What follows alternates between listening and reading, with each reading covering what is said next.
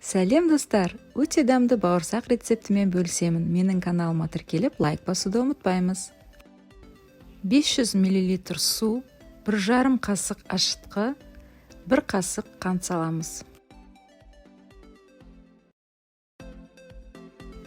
7 минут 37 градус 2 жылдамдықта ашытқымызды жылытамыз. 800 грамм ұн, 1 шай қасық тұз, 60 мл сұйық май құямыз.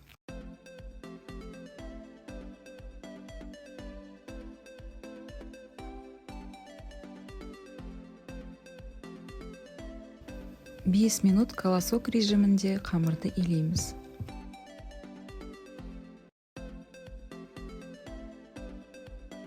Алдын ала майланған ыдысымызға қамырды салып, жылы жерге 1 сағатқа қоямыз. Қамыр үлпілдеп, күшті болып көтерілген, қолға жабыспайды. Қамырды оқтаумен жайып, қажетті формада кесе бересіз. Дөңгелек формамен кесуге де болады. Бауырсақтарды пісірмес бұрын бетін сүлгімен 10 минутқа жауып қоямыз. Қызып тұрған майға екі жағынан қуырып аламыз.